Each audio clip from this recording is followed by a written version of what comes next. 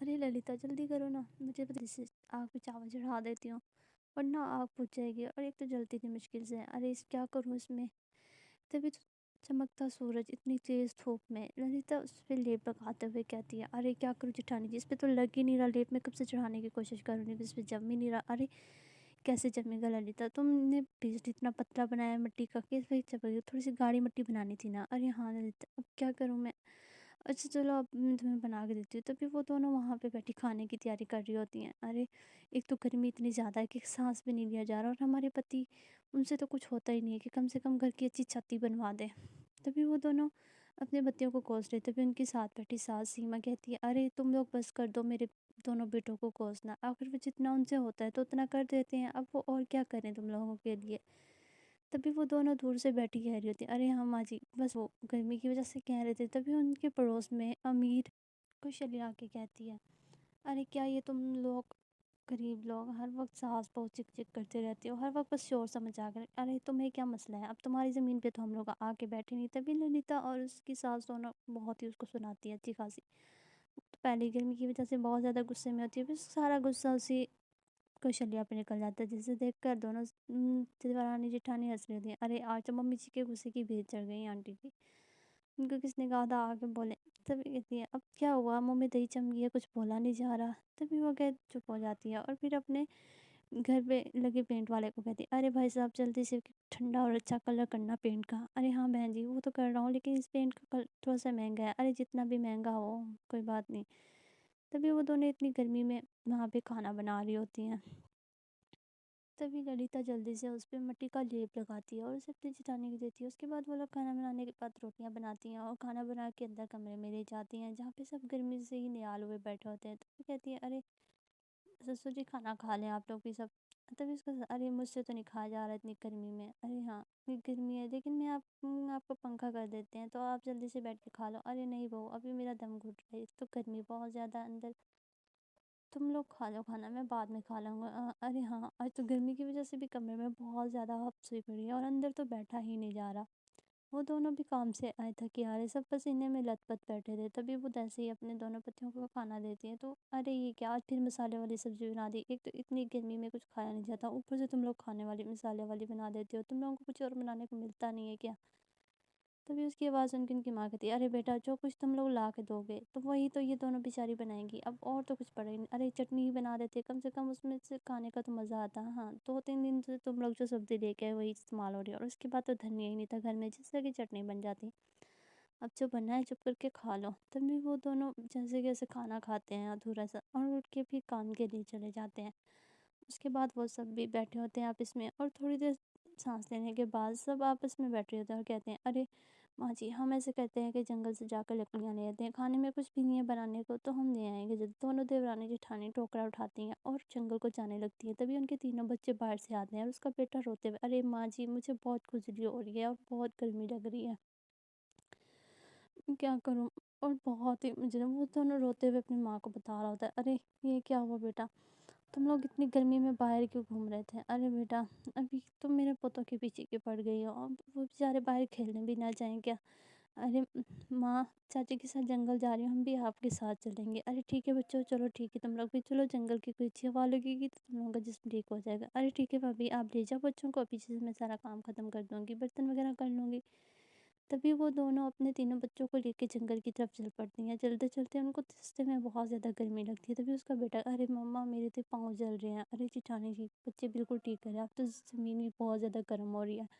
تبھی وہ چلتے چلتے جنگل پہنچ جاتے ہیں جہاں پہ ان کو درختوں کی ٹھنڈی ٹھنڈی ہوا محسوس ہوتی ہے اور وہ بہت خوش ہوتے ہیں، ارے ماں ماں وہاں تو بہت اچھا لگ رہا ہے ہمیں، ہم تھوڑی دیر کھیل کے آتے ہیں۔ بچے کھیلنے چلے جاتے ہیں اور وہ وہاں پہ بہت زیادہ خوش ہو کے کھیل رہے ہوتے ہیں، تینوں ہی آپس میں ایک دوسرے سے کھیل رہے ہوتے ہیں۔ تبھی وہ دونوں بھی وہاں پہ تھوڑی دیر ہوا لینے کے لیے بیٹھ جاتی ہیں۔ اس کے بعد وہ دیکھتی ہیں کہ وہاں پہ چڑیا بھی درختوں پہ بیٹھی ہوتی ہے، ارے یہاں بھی کتنا سکون ہے نا، کتنی ٹھنڈی ہوا آ رہی ہے، اور گھر میں تو جیسے گرمی سے جان جا رہی تھی۔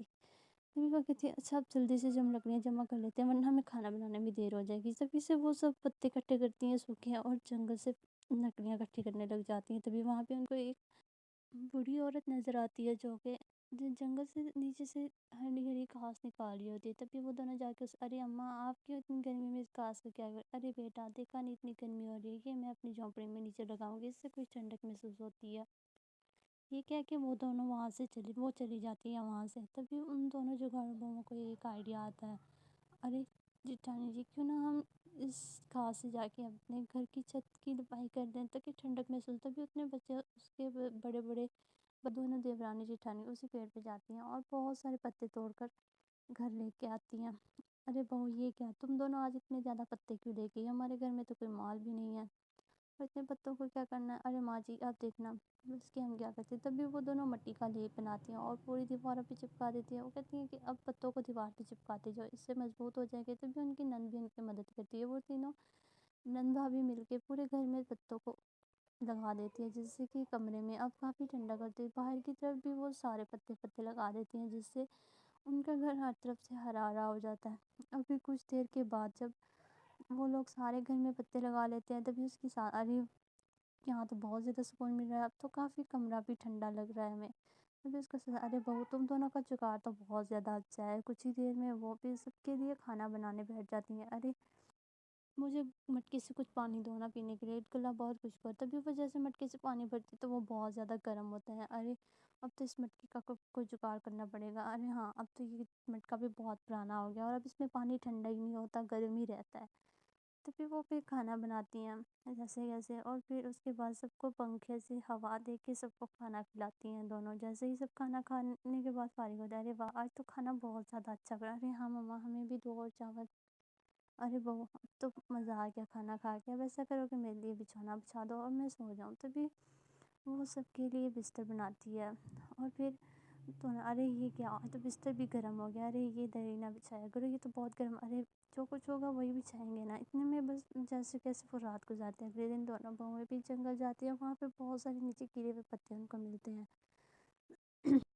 وہ دونوں ان پتوں کو اکٹھا کرتی ہیں اور پھر گھر لے آتی، ارے ابھی ان پتوں سے تو بہت اچھا بستر بن جائے گا۔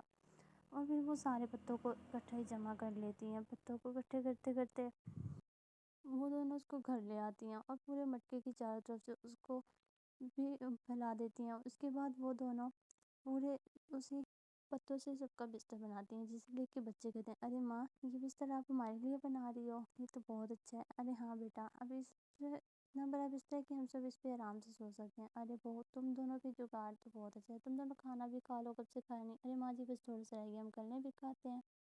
کچھ دیر کے بعد ان کا سارا بستر تیار ہو جاتا ہے، جسے دیکھ کے وہ بہت زیادہ خوش ہوتی ہیں، اور ان کا وہ بستر بہت ہی خوبصورت نظر آ رہا ہوتا ہے، جس سے ہرے بھرے پتوں سے کچھ ٹھنڈا محسوس ہو رہا ہوتا ہے۔ اس کے بعد وہ دونوں کھانا کھانے بیٹھتی ہیں، اور جیسے ہی مٹکے سے پانی بھر کے پیتی ہیں تو وہ بالکل ٹھنڈا ہوتا ہے۔ ارے واہ یہ جگاڑ ہمارا کام کر گیا۔